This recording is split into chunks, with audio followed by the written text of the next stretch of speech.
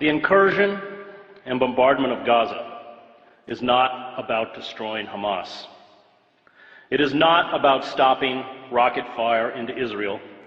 It is not about achieving peace.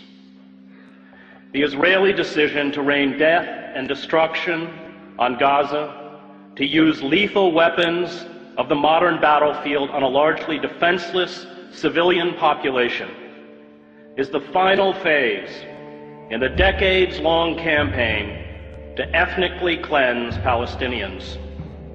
The assault on Gaza is about creating squalid, lawless, and impoverished ghettos in the West Bank and Gaza, where life for Palestinians will be barely sustainable. It is about building a series of ringed Palestinian enclaves where the Israeli military will have the ability to instantly shut off movement, food, medicine, and goods to perpetuate the misery.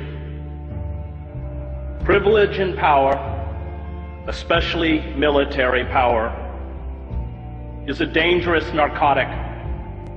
Violence destroys those who bear the brunt of its force, but also those who try to use it to become gods.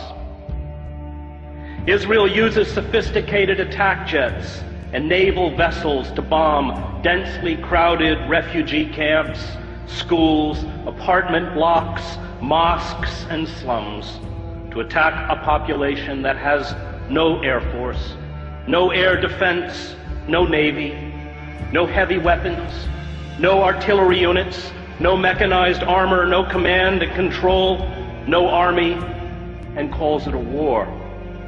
It is not a war. It is murder.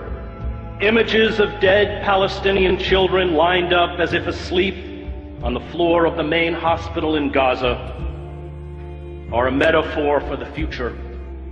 Israel will from now on speak to the Palestinians in the language of death. Those who orchestrate such sieges do not grasp the terrible rage born of long humiliation, indiscriminate violence, and abuse. A father or a mother whose child dies because of a lack of vaccines or proper medical care does not forget. A boy whose ill grandmother dies while being detained at an Israeli checkpoint does not forget. Families who carry the broken bodies of their children to hospitals do not forget. All who endure humiliation, abuse, and the murder of those they love do not forget. This rage becomes a virus within those who eventually stumble out into the daylight. Is it any wonder that 71% of children interviewed at a school in Gaza recently said they wanted to be a martyr? The refusal by our political leaders, from Barack Obama to all but 5 members of Congress, to the major media, to speak out in defense of the rule of law and fundamental human rights, exposes our cowardice and our hypocrisy. The public debate about the Gaza attack engages in the absurd pretense that it is Israel, not the Palestinians, whose security and dignity is being threatened.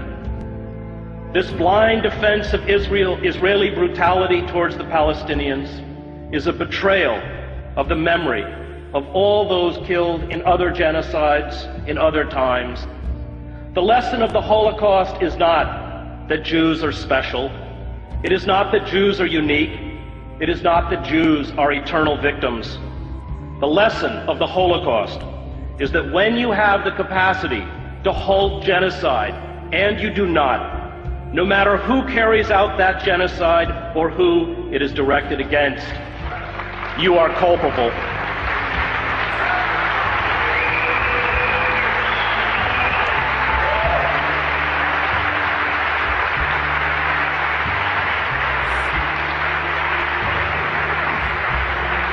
And we are very culpable. The F-16 fighter jets, the Apache attack helicopters, the 250-pound smart GBU-39 bombs are all part of the $3 billion military aid we give to Israel. Palestinians are being killed tonight with American-made weapons. But perhaps our callous indifference to human suffering is to be expected. We, after all, kill women and children on an even vaster scale in Iraq and Afghanistan.